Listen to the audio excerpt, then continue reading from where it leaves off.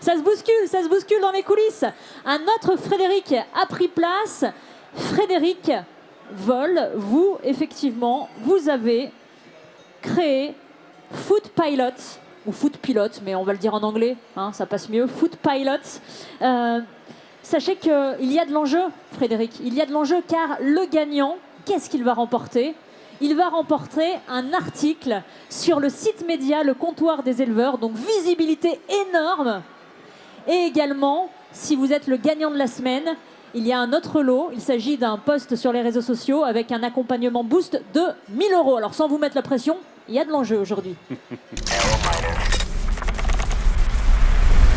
Bien, bonjour, bonjour à tous. Merci de m'accueillir sur ce plateau. Je m'appelle Frédéric Vol, j'ai 50 ans. Je suis un ingénieur agro de formation et je suis cofondateur de la société Food Pilot.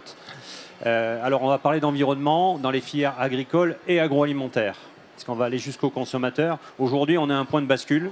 Le changement climatique pose des problèmes de disponibilité de la matière première. Les consommateurs et les distributeurs sont de plus en plus exigeants sur des claims, sur des promesses de durabilité et d'éthique. Et en plus, on a la réglementation qui vient se rajouter à ça. Donc tous les jours, aujourd'hui, les industriels vous parlent de CSRD, de SBTI, des mots compliqués qui veut dire de la pression, de la pression. Le défi, c'est la donnée. Parce que, en fait, pour pouvoir reporter convenablement, on a besoin de données fiables. Or, aujourd'hui, les données, elles sont rares, elles ne sont pas fiables. Qu'est-ce que ça veut dire ? Ça veut dire que ça coûte beaucoup de temps et d'argent. En 2 mots, c'est complètement inefficace par rapport aux besoins. Nous, notre solution, notre plateforme qu'on a développée, elle s'appelle Food Pilot. On essaie de répondre à cet enjeu-là en développant en fait 3 modules. Un module de collecte des données.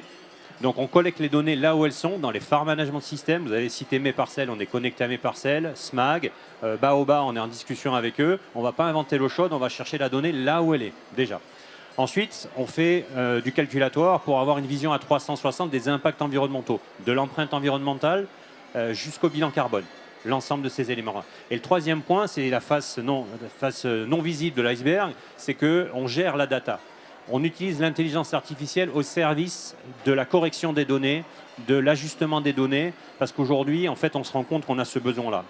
Alors, nous, notre particularité, Food Pilot, c'est qu'on a on a plusieurs innovations. On a plusieurs éléments qui nous différencient. On est des experts de la filière. Il y a d'autres plateformes qui font tout. Nous, on n'est que sur la food. On est des experts du développement durable. On est des experts de l'ingénierie informatique et de l'intelligence artificielle. On a des clients intéressants, importants. Je les cités, Lustucru, Aoste, Maïs Adour avec Fermier du Sud-Ouest et le groupe Eurial qui nous ont choisis. On a été également choisi par KPMG et Capgemini au niveau mondial pour être leurs partenaires, c'est-à-dire qu'ils nous emmènent avec eux chez leurs clients pour essayer de résoudre l'équation compliquée du reporting environnemental. Alors pourquoi on est là aujourd'hui ?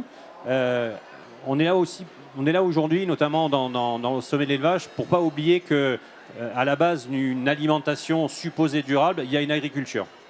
À la base de l'agriculture, il y a des éleveurs et il y a des agriculteurs qui font tous des efforts. Et ils savent s'adapter, ce n'est pas le problème. Et aujourd'hui, il faut leur faciliter la vie. Nous, on a 3 promesses à faire aux agriculteurs. 1, ils n'ont pas à payer pour un service comme le nôtre. Ce n'est pas à eux de payer. C'est aux acteurs qui utilisent la donnée et qui la valorisent. 2, il faut leur faciliter la vie. Ils n'ont pas à saisir, ressaisir. Il faut les aider et faciliter. Et 3, il faut valoriser. Parce que ceux qui mettent en place des bonnes pratiques qui derrière peuvent être valorisés dans des cahiers des charges, il faut qu'il y ait une prime sur la durabilité qui soit indexée à des réels progrès. Et tout ça participe en fait au progrès collectif des filières agricoles et agroalimentaires. Merci Frédéric pour ce pitch et merci d'avoir tenu les temps. Alors poker face, hein, on ne voit rien sur les visages de nos membres du jury et pourtant nous allons avoir besoin de leur avis. Alors, l'IA au service du bien commun, au service de l'environnement, est-ce que c'est possible ? Alexandre. Moi, j'essaie de comprendre. Je suis toujours un peu business model, moi, c'est mon truc. Hein. Donc, en fait, récupération surtout d'aides européennes, de grosses entreprises aussi, sur le plan carbone, c'est ça ? Donc vous allez chercher justement pour apporter à cet agriculteur, vous allez faciliter l'agriculteur à la récupération d'un travail beaucoup plus environnemental et sain, c'est ça ? Une partie. Donc nos clients, c'est plutôt l'aval, d'accord, des industriels ou Oui, des c'est coopératives. ça, l'industriel. C'est eux qui payent. Et aujourd'hui, ils payent pour des plateformes de reporting RSE, etc. Donc c'est eux qui payent. Et en fait, nous, on propose un service. Et au début de la chaîne, l'agriculteur n'a pas à payer parce qu'en fait, il fait déjà son boulot. Et la coopérative qui collecte le blé ou un certain nombre de matières premières collecte aussi la data. Et donc, nous, on vient se greffer sur ces systèmes existants pour aller chercher l'information. Avec le consentement, je tiens à le dire, c'est important, parce qu'on n'est pas aux États-Unis et c'est pas open bar.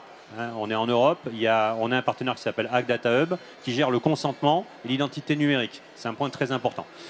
Donc ça se fait avec l'agrément de l'agriculteur, ce qui facilite aussi la redescente de valeur derrière dans l'agriculteur que j'ai cité précédemment. Donc le business model se fait sur l'entreprise, la grosse entreprise qui va L'aval. payer à l'aval Exactement. pour récupération de data.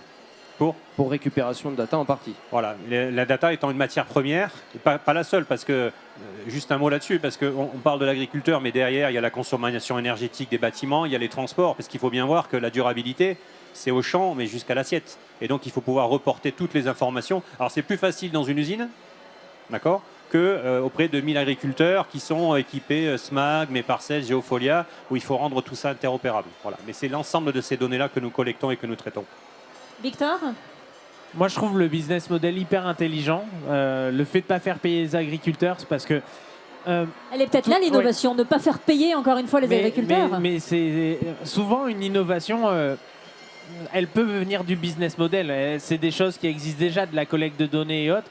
Et aller séduire agriculteur par agriculteur, et en plus leur imposer un abonnement de plus, parce que c'est impossible. Même faux. Au-delà de ça, je trouve ça hyper intelligent d'avoir la petite carotte, c'est-à-dire tu veux participer, tu es même payé par rapport à ça. Donc ça, je trouve ça vraiment génial. Alors après, je ne sais pas comment ils réutilisent la donnée derrière, mais la donnée d'agriculteur, c'est difficile à collecter. Et au sommet de l'élevage, je peux vous dire, on est bien placé pour le savoir.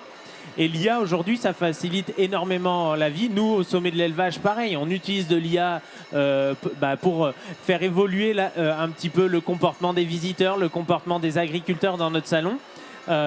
Et ça fait gagner vachement de temps et ça fait gagner vachement de puissance aussi derrière. Parce qu'on n'est pas plus simplement sur de la donnée, comme ils disent, on va dire démographique, mais totalement comportementale. Et ça, c'est de la donnée ultra qualitative derrière pour les grandes entreprises, pour leurs décisions, pour leur business model perso. Donc moi, je suis assez impressionné de l'intelligence du business model. Ouais. Alexis, êtes-vous séduit? Alors moi, je partage tout à fait l'avis sur le business model.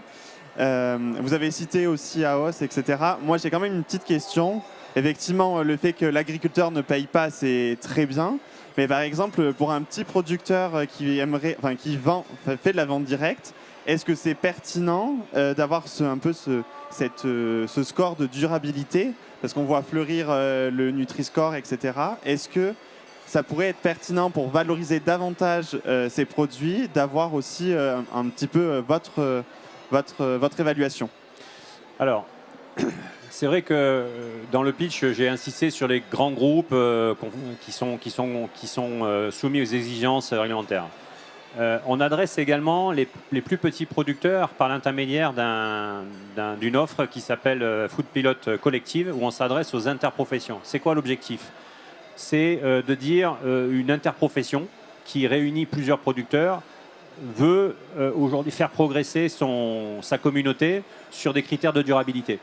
Et donc, dans le cadre de collectives, que ce soit des interprofessions métiers, que ce soit des interprofessions régionales, on travaille avec les ANIA par exemple, les ARIA, les associations régionales d'industrie agroalimentaire, pour mettre en place des outils simples, donc c'est de la simplicité, mesurer quelques indicateurs, parce qu'en fait, à une échelle d'une petite exploitation, on n'a pas besoin d'avoir 300 indicateurs, ça ne sert absolument à rien. Avec 10 indicateurs qui sont souvent suivis par l'exploitation, on peut en fait arriver à calculer une empreinte environnementale sans aller sur des choses tamponnées, certifiées. On n'a pas besoin de faire ça. Puisqu'en fait, la valeur ajoutée du circuit court, c'est avant tout le produit, la qualité. Et si on peut rajouter un petit plus dans cette proposition de valeur, on peut le faire, mais par l'intermédiaire de collectives. Merci beaucoup Frédéric pour la clarté de votre présentation et pour nous avoir pitché Oui. Food Pilot. Merci Bon Fanny. retour à vous. Très agréable d'échanger avec vous. Merci le jury et bonne continuation. Au revoir. Merci.